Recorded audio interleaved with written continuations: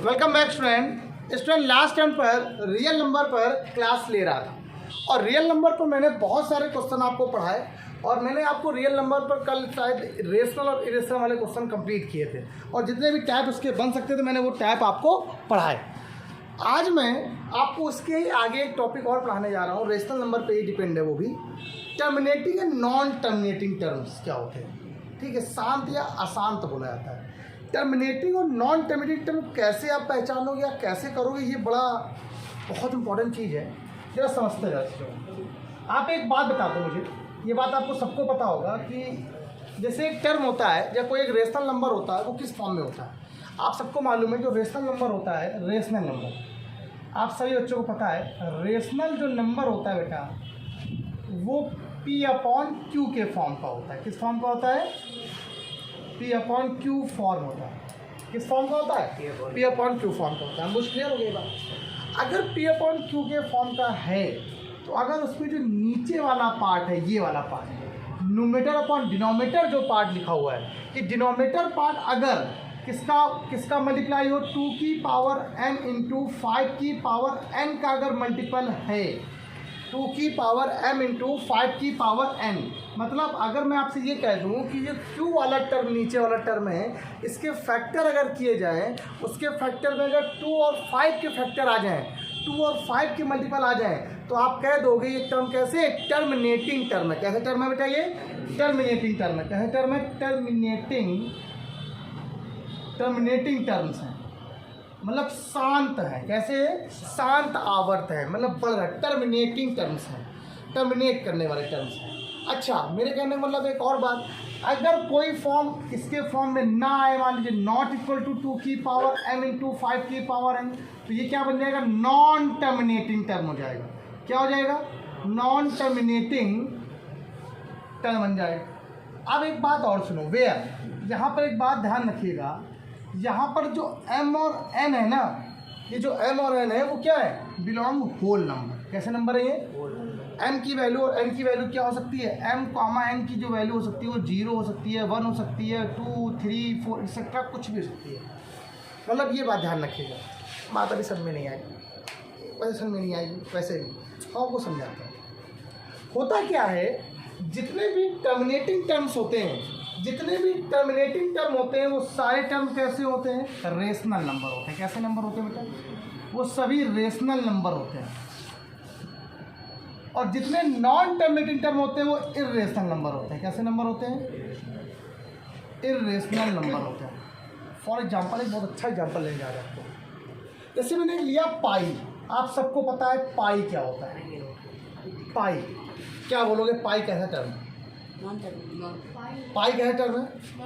हम कहते हैं टर्मिनेटिंग टर्म है। तो देखिए, अगर पाई को फॉर्म किया जाए, बदला जाए, तो 22/7 एक अलग चीज़ है। ये क्या है? 22/7 इसको बोलते हैं। ये टर्म कैसा है? टर्मिनेटिंग टर्म है। कैसा टर्म है ये? Terminating term. क्या टर्म है ये? Terminating term. क्या बोल, हमें नहीं लिखा टर्मिनेटिंग टर्म, कहाँ लिख रहा देखो, ठीक। इसको टर्मिनेटिंग टर्म ना बोलकर हम इसको ये बोलेंगे, ये देखो ये रेशनल नंबर है, P/Q के फॉर्म का है। P/Q के फॉर्म का है, ठीक। देखो P/Q के फॉर्म का है कि नहीं? इसका मतलब ये नंबर कैसा है? Rational number. कैसा नंबर है? रेशनल नंबर है। ये कैसा नंबर है? रेशनल नंबर है।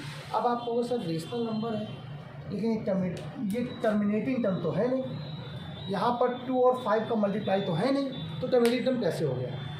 अभी तो आपने कहा कि अगर 2 और 5 का अगर नीचे मल्टीप्लाई होता है या मल्टीपल होता है तो टर्मिनेटिंग टर्म होता है। लेकिन कुछ यहाँ पर एग्जांपल्स अलग तरीके से भी आपको पता होना चाहिए कि टर्मिनेटिंग टर्म क्या होते हैं। आपको पता है रेशनल नंबर जो भी होते हैं वो सब क्या होते हैं? टर्मिनेटिंग टर्म होते हैं सभी।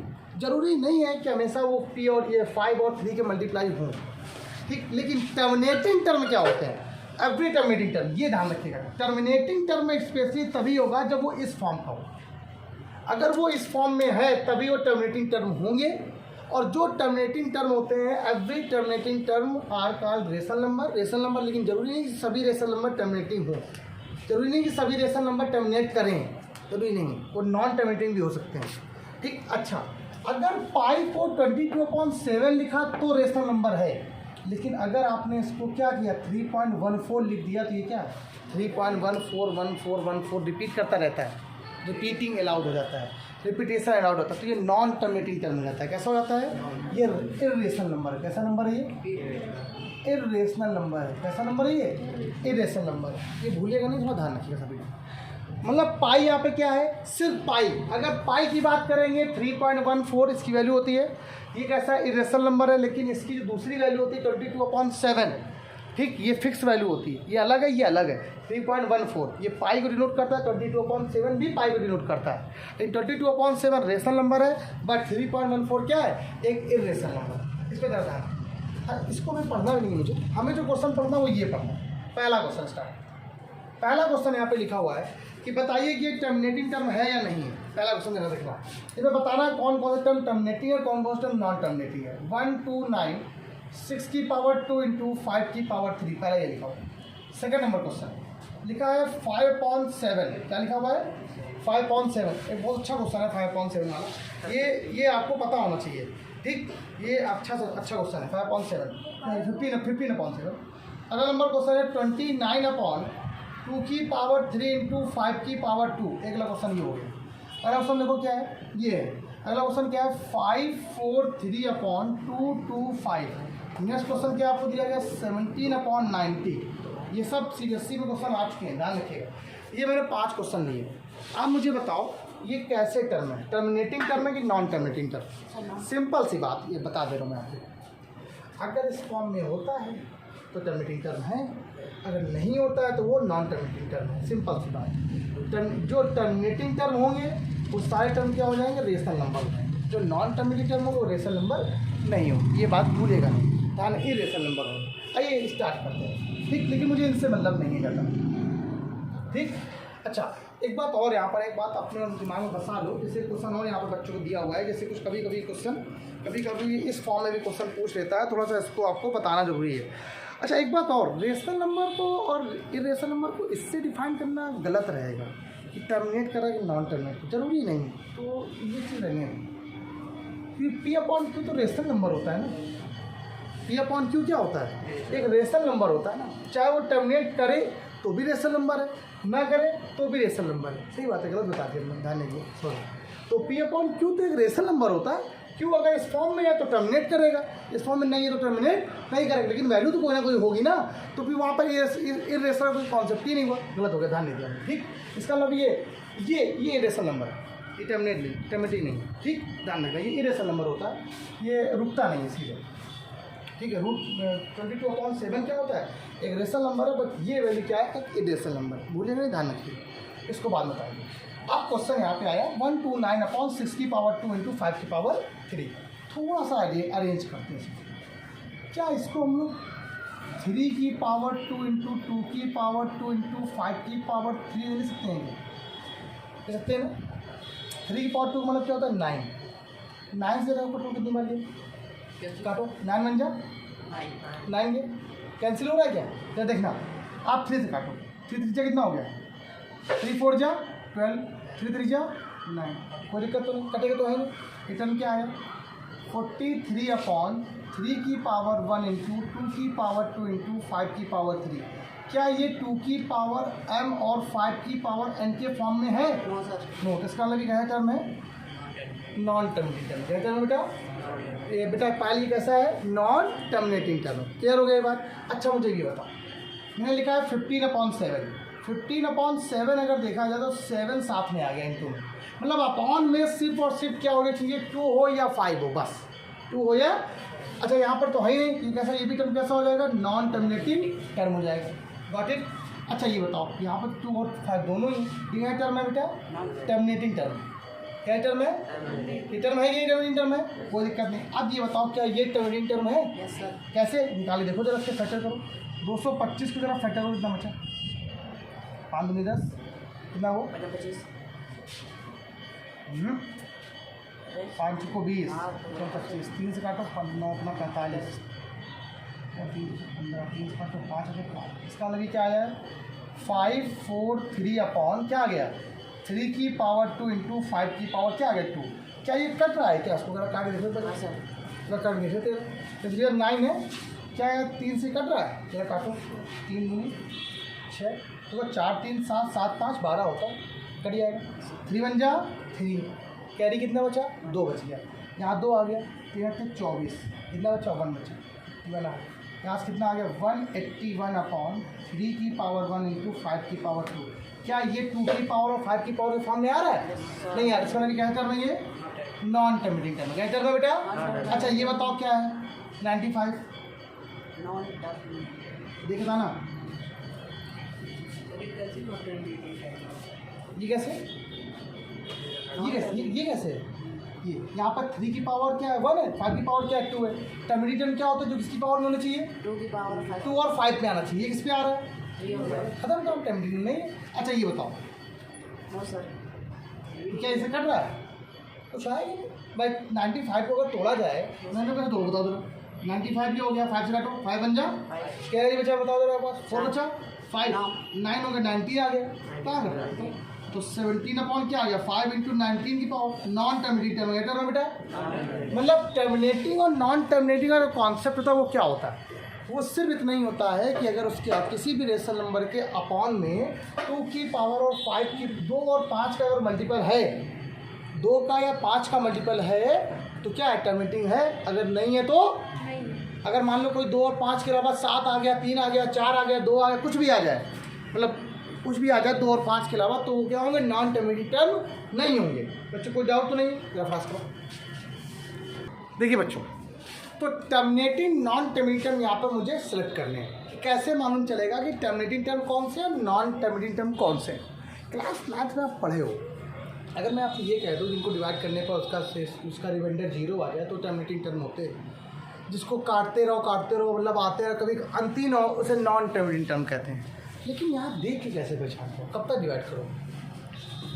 यहाँ पर होता क्या है मैंने अभी बताया, ये रेशनल नंबर है, ये भी रेशनल नंबर है, ये भी रेशनल नंबर है, पी अपॉन क्यू। मैंने आपसे कहा जो क्यू का फॉर्म होता है, जो नीचे वाला पार्ट होता है, अगर वो 2 और 5 का मल्टीपल है, उसमें अगर 2 और 5 के फैक्टर हैं तो वो कहीं टर्म टर्मिनेटिंग टर्म, अगर नहीं है तो बस सिंपल।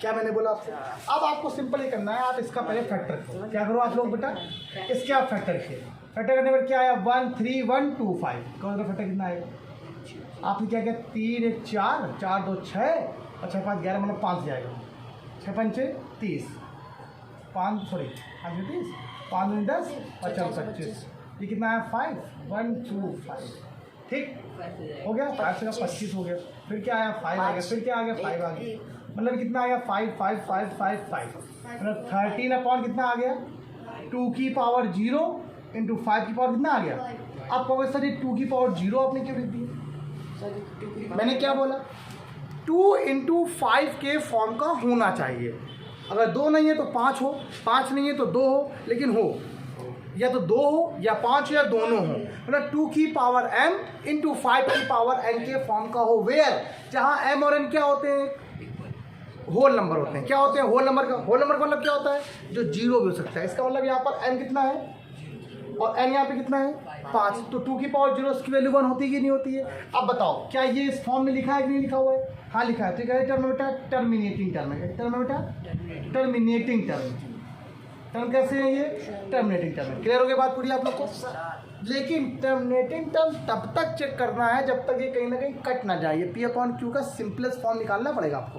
अब अगला क्वेश्चन देखो, अभी क्या लिखा हुआ है 17 अपॉन क्या लिखा हुआ है 2 इंटू 2 इंटू 2, तो 17 अपॉन 2 की पावर 3। अब 5 तो है नहीं, तो 5 की पावर क्या लिख देंगे हम लोग यहाँ पर, क्या टर्मिनेटिंग टर्म है, टर्मिनेटिंग है। अब कहो सर इसको डिवाइड करो जरा एक बार, करो डिवाइड, तो 8 2 16 एक रिमाइंडर बचा कि नहीं बचा, कहाँ फंस गया।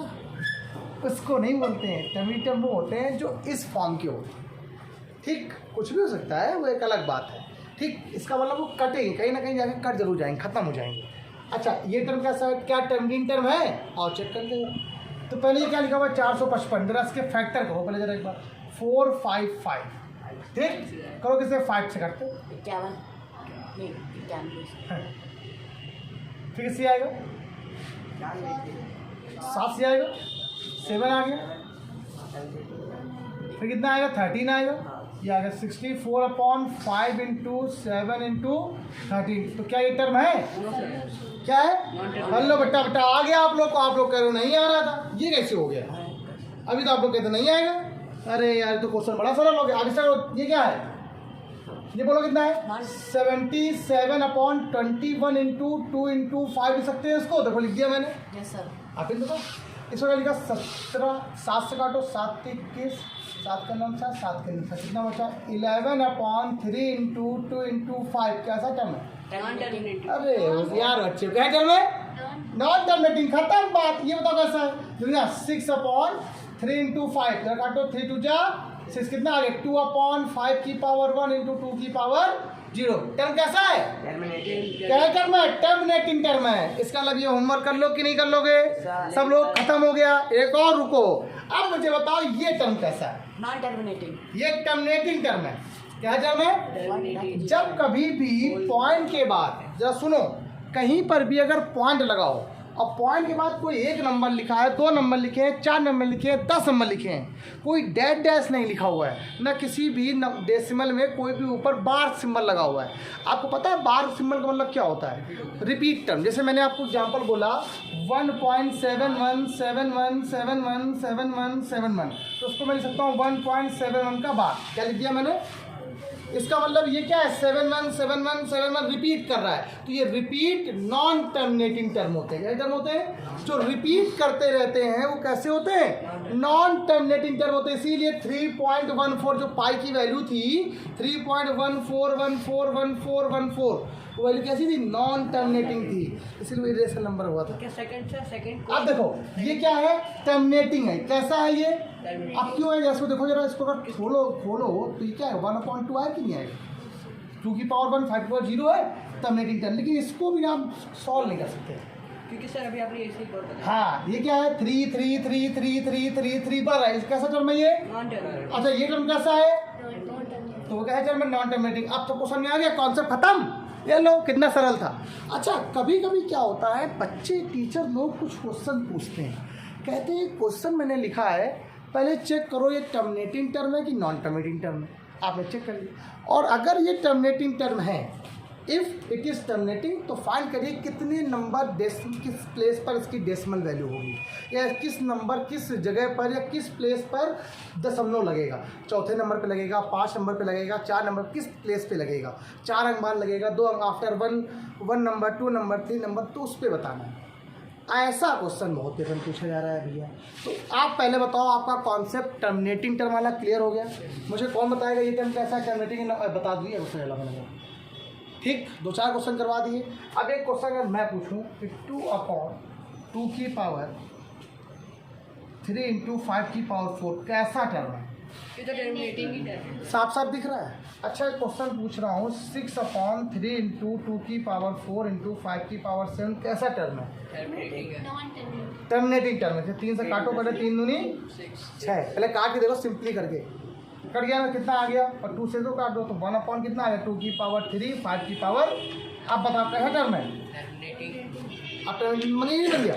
मैंने क्या बोला? Simplest form. ये नहीं कि सॉल्व नहीं किया। अब यहाँ सॉल्व हो नहीं रहा था, यहाँ सॉल्व हो नहीं, अब यहाँ कहाँ सॉल्व हो रहा है? कुछ कट रहा है क्या? लेकिन फिर भी देखो फर्जी 3 आ गया। ठीक है, हम तो सॉल्व कर लिया और फिर देखा क्यू का फॉर्म कैसा है? 2 और 5 का मल्टीपल है, तो ये क्या है? टर्मिनेटिंग टर्म है, अदरवाइज टर्मिनेटिंग टर्म नहीं होगा। बच्चों कोई डाउट? और टर्मिनेटिंग टर्म जरूरी नहीं कि इरेशनल नंबर ही हो, इरेशनल नंबर ही हमेशा होते हैं मोस्टली। बहुत सारे कुछ ही ऐसे होते हैं जो इरेशनल नंबर वही टर्म होते हैं जो नॉन टर्मिनेटिंग होते हैं, जरूरी नहीं कि हमेशा हो। ठीक, तो रिपीट करते रहते हैं, जो ना रिपीट करेगा अलग बात, उन पर हम लोग डिस्कशन नहीं कर रहे हैं। करो फटाक से। हाँ जरा बच्चों सुनिए, ये 3 क्वेश्चन यहाँ पे दिए गए हैं। आपसे पहले तो ये चेक करने को बोला है कि टर्मिनेटिंग टर्म है कि नॉन टर्मिनेटिंग टर्म है, और कुछ क्वेश्चन क्या बोला है जरा सुना, मैं क्वेश्चन पढ़ के सुना रहा हूँ। So that the number this is a terminating decimal और नॉन टर्मिनेटिंग डेसिमल। ठीक, second thing, express it is in decimal form.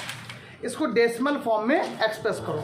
Decimal form मतलब जानते हो? दशमलव में। अब हम कैसे दशमलव में कर सकते हैं इसको फॉर्म को, बिना इसको डिवाइड करे? भाग नहीं करना है आपको, डिवाइड नहीं करना है, कुछ मैटर करना। अगर ये टर्मिनेटिंग टर्म है तो ठीक है, अगर नॉन टर्मिनेटिंग टर्म है तो डिवाइड नहीं, तो ये कोई बताना ही नहीं आपको। अब क्वेश्चन सुनो। हाँ पता है ये वाला ये ये देखो। इधर रख देना। अब पहले बताओ क्या ये टर्मिनेटिंग टर्म है? आप पहले बताओ। अगर मैं इसको काटूं भी तो 7 से कटेगा, लेकिन ये क्या है?